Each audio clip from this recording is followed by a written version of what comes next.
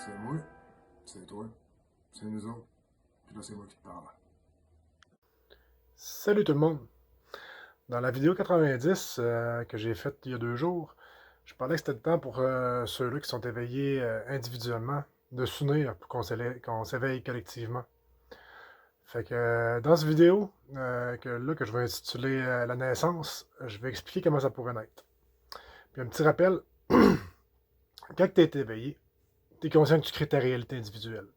Tu es capable de gérer tes émotions, puis tes pensées, la majeure partie du temps, pour que ta réalité te soit agréable puis grandissante. Tu n'es pas une victime de rien. Tu sais que tu es le créateur de ta réalité. Tu sais aussi que tu es un co-créateur de la réalité collective, qui est la somme de toutes nos réalités individuelles. Fait que dans le fond, les éveillés, là, c'est le monde qui sont sortis du fameux triangle là, du bourreau, victime, sauveur, patente, là, qui vit tout le temps rond. Là. Bon, ben, le monde qui sont sortis de ça, puis qu'ils sont capables de générer une réalité propre pour eux autres, dans laquelle ils ne sont pas tout le temps une victime de toutes les circonstances, des gens méchants, puis de tout ce que tu veux, ben, c'est à vous autres que je m'adresse. Fait que, je vous présente mon plan de match pour qu'on s'éveille collectivement, puis qu'on se crée une réalité collective qui va vraiment refléter ce qu'on est, puis ce qu'on a de besoin, puis ce qu'on veut. Puis j'ai un modèle, moi, dans la vie que j'en reviens souvent à quand je veux créer quelque chose, c'est la nature. T'sais, je trouve que la nature, elle fait vraiment bien les choses. Fait que je me base souvent sur ses enseignements pour manifester les affaires, puis pour savoir comment m'y prendre pour manifester les affaires, en fait. Je n'invente rien, là. Je fais juste m'aligner avec, puis je copie. Fait que quand tu es éveillé, ben, tu sais que la nature, ben, c'est toi. C'est un maître qui te montre comment faire pour créer, puis que ça fonctionne. Puis la preuve, c'est qu'elle le fait depuis des milliards et des milliards d'années, puis ça marche encore. Fait qu'en guise de modèle, ben, je vais prendre la conception d'un être humain. La première étape, c'est la fécondation. C'est l'idée initiale. C'est comme un spermatozoïde qui rentre dans l'ovule, puis l'ovule qui se rencontre. Fait, tout ça, ça commence avec une étincelle. Si vous avez déjà vu justement qu'est-ce que ça fait quand le spermatozoïde il rentre dans l'ovule, ça fait un flash. C'est assez hallucinant. Ça commence avec une étincelle, une idée, ou une envie de partager entre quelques personnes. C'est la base.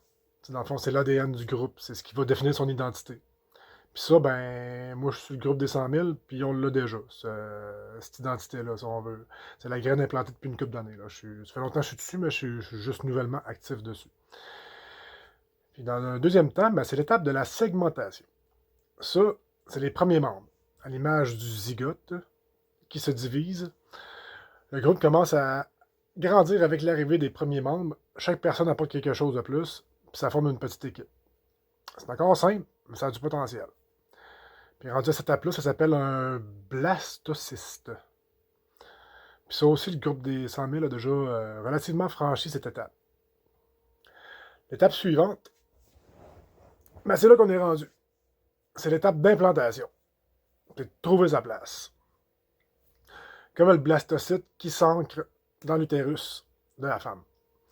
Le groupe doit trouver son terrain. Un but commun, un projet ou un espace où il peut s'épanouir. Sans cette implantation, le truc, il flotte sans direction. C'est à peu près le cas présentement dans le groupe des 100 000. C'est pas qu'il n'y a pas de direction, je veux dire, on sait ce qu'on veut, tout ça, mais on ne sait pas comment le faire. Genre, fait que c'est un peu là-dessus que je mets mon énergie présentement, trouver une façon de faire qu'on s'organise. Fait que c'est ce point-là que je veux élaborer parce que c'est là qu'on est rendu. Géographiquement parlant, par exemple, on a déjà toute notre place. On est tous dans une région ou un secteur spécifique du Québec. Fait que c'est le temps de se rassembler selon ces secteurs. En théorie, Patrick m'avait dit qu'il y avait déjà des groupes dans ce sens-là, mais je les ai jamais vus. Puis dernièrement, il me répond plus, fait que je sais pas si c'est parce que j'ai posté quelque chose sur mon mur Facebook puis qu'il n'a pas apprécié. Puis il m'a laissé un commentaire. Puis en plus, il est dans le ménage dernièrement des administrateurs ou modérateurs. Fait que là, hey, j'étais un peu peur. C'est une joke pet, je te dis. Donc, pour en revenir à nos moutons, l'implantation physique concrète qui se fait sur le terrain, ben moi, je vais vous dire comment je compte m'y prendre pour faire ça. Puis comment j'ai commencé à le faire en fait. C'est d'organiser une première rencontre en présentiel. bien important, là, c'est pas du taponnage sur Internet, là, c'est vraiment en présentiel, avec le monde dans votre région. Tu sais, mettons un rayon de 15-20 minutes, une demi-heure max, je dirais, tu sais. Tu sais, je pense que ça va être mieux de faire plusieurs petits groupes. Tu sais, puis mettons t'es à Montréal, ben, tu sais, ça peut être vraiment moins que ça, là, tu sais, il y a tellement une grosse densité de population. Tu sais, moi, je suis en Beauce, là, fait que, mettons, 15-20 minutes, là, on ramasse les 3-4 villages d'à côté, là. Ben, c'est ça. Fait que, c'est ça, bref, on s'organise une rencontre en présentiel, avec des gens éveillés. Puis là, quand je dis éveillés, c'est vraiment les gens éveillés selon la définition que j'ai donnée. Ceux-là qui savent, qui créent leur réalité. Là. Ça donne rien de rentrer n'importe qui tout de suite, ça sera pas solide sinon. Fait que, puis moi, ce que j'inviterais les autres éveillés des autres régions ou secteurs, ben, c'est organisez-vous une réunion avec votre monde, ou le monde qui gravite autour dans votre secteur. Puis, qu'est-ce qu'on va faire dans cette réunion-là? Ben, en théorie, si vous êtes vraiment réveillé, si vous êtes vraiment éveillé, vous comprenez que la réalité, on la manifeste à partir du vrai. On la manifeste pas à partir du virtuel. Genre, tu sais, si tu veux que quelque chose change dans ta vie, ben, tu restes pas là juste à souhaiter que j'ai donc bien hâte que ça change, pourquoi il se passe rien? C'est non, tu choisis la direction dans laquelle que tu veux que ça change dans un premier temps, puis tu prends des actions dans cette direction-là. C'est des actions concrètes, là. C'est pas juste de chialer, puis vous comprenez. Fait que, tu sais, la vie va alors te générer des situations, des opportunités pour que tu manifestes ce changement. Tu sais, si on veut du vrai, il faut faire avec du vrai, là. Fait que les éveillés qui veulent s'engager à utiliser leur pouvoir créatif, ben, il faut commencer quelque part. Puis, ce quelque part-là, ben, c'est de se faire une première rencontre. C'est simple de même. T'sais, au début, ça donne rien d'être des dizaines puis des dizaines. Là. Comme je disais tantôt, il faut commencer petit, mais avec le bon monde. Avec les vrais, qui veulent puis qui sont motivés. C'est ceux-là qui sont prêts à s'engager et à mettre du temps pour concrétiser cette réalité-là qu'on veut faire émerger. Ça donne rien d'avoir plein de ORE, puis de chialeux, puis de désillusionner du système qui commence juste à se réveiller pour l'instant. C'est pas qu'on les aime pas, c'est juste que ça apportera rien de constructif comme c'est là. Les autres, ils chialent et ils veulent d'affaires. Puis c'est tout à fait louable, on est tous passés par là. C'est le but, là, c'est vraiment de tisser des liens forts et vivants. C'est de se connaître, de se filer, d'être capable de créer des liens de confiance solides entre nous. Puis ça se fait pas dans le virtuel, en arrière d'un clavier, puis d'un écran. C'est vraiment la graine pour faire un tissu social dans notre secteur qui va être indéchirable. Fait que moi, sur mon côté, avec la gang prête à s'impliquer que je vais trouver, c'est bien simple. Comment que je vais faire ça pour la première rencontre? Ça va être un genre de sac de parole, où ce que tout le monde se présente authentiquement, sincèrement, puis qu'ensuite, ben, on échange les idées, les visions, les façons de faire, puis on définit notre vision commune. On peut aussi se faire un petit rituel de groupe. C'est vraiment puissant de faire ça. Ça a l'air innocent, là, mais. Parce que ceux-là qui jouent dans l'énergie, vous le savez, là. Mais c'est vraiment puissant de faire ça parce que ça crée un genre d'égrégore, une empreinte collective qui se câble et qui s'ancre au niveau énergétique. Ça peut être un genre de mantra slash prière, une petite méditation sur un thème commun, un petit breathwork, une chanson si ça vous tente, ou bien un mélange de tout ça, whatever. N'importe quoi qui résonne avec le groupe, tant que c'est une activité en dehors du plan mental, dans laquelle on s'immerge tous ensemble. En dehors du plan mental, c'est pas une activité dans laquelle tu penses, c'est une activité que ton cœur est là, puis que tu vibres à l'unisson avec tous tes frères et tes sœurs. Fait qu'ensuite, on tombe dans les deux prochaines phases de la formation d'un être humain, qui sont la gastrulation puis la nérulation. En gros, c'est les rôles et les structures. Dans ces phases-là, les trois couches de l'embryon deviennent les différents rôles dans le groupe. Certains vont gérer la vision, l'autre la communication, d'autres vont apporter l'énergie, la force, d'autres vont s'occuper de la logistique interne. Chacun trouve sa place pour que tout fonctionne. Puis après ça, ben, on tombe dans le leadership puis la cohésion. C'est comme le tube neuronal qui devient le cerveau. Un leadership ou une vision claire émerge pour guider le groupe. C'est notre guideline, c'est la base. C'est aussi le moment où les liens se solidifient. Un peu comme le système nerveux qui se connecte tout ensemble. C'est ce que je parlais par créer un tissu social. Ça, je veux dire, je sais pas si ça se ferait dans la première ou dans la deuxième rencontre. Je pense que dans le fond, La première rencontre, c'est vraiment plus une question de justement de créer cette cohésion-là, puis cette connexion-là. Puis la deuxième, ça pourrait être pour la structure. Parce que ça sera à vous de voir où ce que vous en êtes. Mais dans chacun des groupes, dans chacun des cas, si vous voulez aller plus vite ou whatever. Anyway, moi, je l'ai pas fait encore, on va le voir sur le terrain en temps et lieu. Excusez.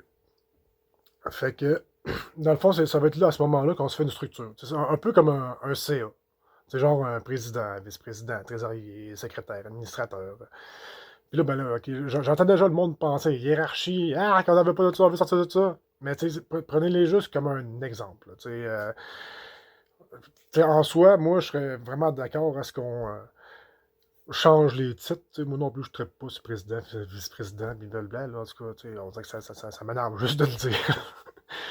Mais tu sais, ça pourrait être des sages, ça pourrait être des conseillers, ça pourrait être du monde qui met des choses en action. Je sais pas. C'est juste des définitions qu'on peut en mettre des termes dessus éventuellement. Mais tu sais, c'est ça. Ça prend une structure pareille pour que la patente soit organisée. Que ça se tienne, puis que ça perdure dans le temps. Tu sais, puis le président, ou ben whatever, tu sais, ça serait le plus craqué, là. Tu sais, pas craqué dans le sens émotif, puis que faut tout le temps que ce soit lui qui parle, que ce soit ses idées qui passent, puis que si ça marche pas à sa façon, il est choqué, tu sais. C'est pas le genre de président qu'on veut, là, tu sais. Tu sais, c'est plus un président dans le sens personne qui est vraiment motivé, engagé, qui a une sagesse, tu sais, qui est capable de gérer ses émotions aussi. C'est la personne solide, qui est inébranlable, puis qui désistera pas parce qu'il est émotif, là. T'sais, il va savoir ramener le bateau en douceur, avec plein d'amour sur le bon cap, si ça a envie de déraper. Le VP, c'est lui qui va le supporter, ou bien qui va prendre le relève temporairement s'il ne peut pas faire sa job. Ça prend aussi un secrétaire pour noter ce qui est important, puis organiser toute l'information pour pas qu'on se perde. Éventuellement, ça prend un trésorier aussi pour gérer les ressources qu'on va. Les ressources quand on va organiser des trucs physiques, lors des événements, des projets dans nos secteurs ou régions respectives. Fait que ce que j'ai énuméré ou expliqué jusqu'ici, c'est grosso modo de se faire un cœur pour notre collectif sectoriel ou régional, ou en tout cas, peu importe. Ensuite, il y a une couple d'autres étapes subséquentes dans la formation d'un être humain. Là, je vais passer vite dessus parce qu'on n'est pas rendu là. C'est l'organogenèse. Ça, c'est la spécialisation et action. Les organes se forment, c'est comme les forces du groupe qui se précisent. Certains deviennent les mains qui agissent, d'autres les yeux qui observent, ou le cœur qui maintient la motivation. Chaque membre affine son rôle, puis le groupe commence à produire des résultats concrets. Après ça, tu as la période fétale, qui est la croissance et la maturité.